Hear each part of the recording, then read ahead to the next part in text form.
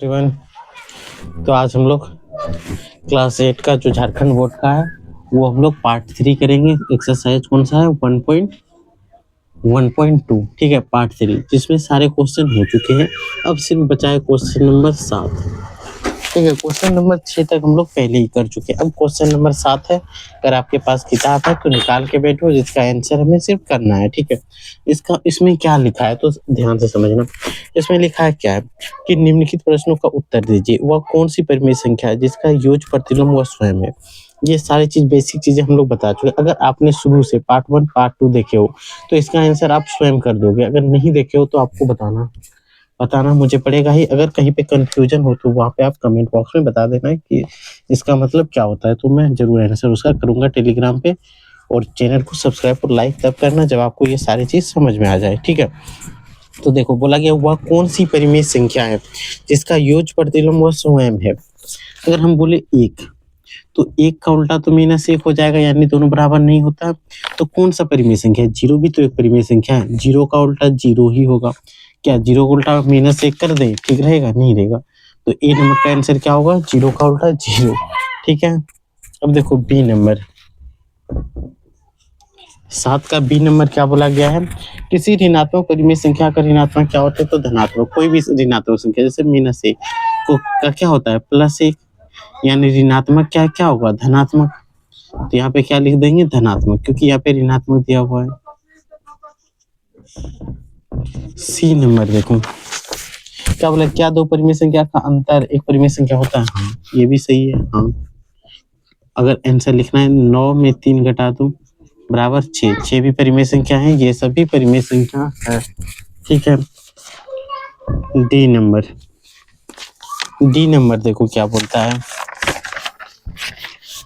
यहाँ पे उदाहरण भी देके दिखाएं कि 9 भी परिमेय संख्या है, 3 भी परिमेय संख्या है। अगर घटा रहे 6 आ रहा है, 6 भी परिमेय संख्या है, यानी हाँ ये सही है, कोई दिक्कत। अब डी देखो, क्या योग पर परिमेय संख्या सहचर है? ये तो आपको बहुत बार बता चुके हैं, सहचर्य का योग नियम।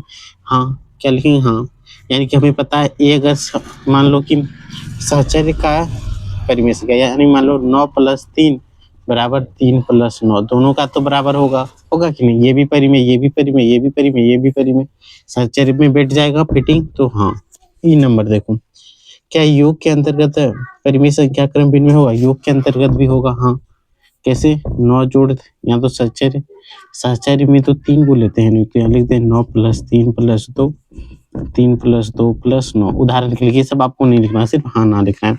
यहाँ क्रम भिन्न में, यानी 9 + 2 कर दें, 2 + 9, दोनों बराबर। ये भी परिमेय, ये भी परिमेय, ये भी परिमेय, ये भी परिमेय बराबर होगा, यानी क्रम भिन्न में नियम योग में आता है। ये तो 100% आपको याद ही होगा, क्योंकि इसको हम एक लंबा सारी चीज बताए हैं, एक लंबा प्रोसेस में पार्ट 1 में, तो आप जाके वहां देख सकते हो। एफ में देखो, क्या व्यावकलन के अंतर्गत परिमेय संख्या क्रम भिन्न में होता है? घटा के अंतर्गत बताओ। a - b बराबर b - a होगा कभी? व्यावकलन में जहां भी दिखाई दे वहां समझ लेना घटा है, तो होगा? नहीं होगा। तो इसका आंसर आपको क्या करना है? नहीं। जी नंबर देखो, जी में क्या बोला गया?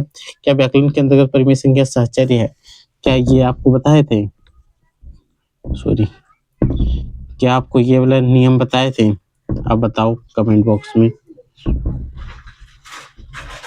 यहाँ पे क्या था? यहाँ पे मान लो b - a - c, क्या ये बराबर होता है? नहीं। तो ये भी नहीं, ये भी नहीं, तो ये भी क्या होगा? नहीं। सहचर्य के अंतर्गत व्याकलन में नहीं होता, ये आपको हम लोग ने बता चुका है। और पार्ट 1 में इसी चैप्टर के, अगर पार्ट 1 नहीं देखे हो तो ये आपको दिक्कत होगा। अगर पार्ट 1 पता है तो आपको कोई दिक्कत नहीं होगा। तो आप पार्ट 1 को देखो और उसको अच्छे से रिविजन करो। एच नंबर क्या है? वह कौन सी परिमेय संख्या है जो अपने ऋणात्मक के समान होते हैं? वह कौन सी परिमेय संख्या है जो अपने ऋणात्मक के समान है? कौन सी संख्या होगा जो अपने परिमेय संख्या जो ऋणात्मक के समान हो? ऋणात्मक के समान कौन सा परिमेय हो सकता है? बताओ।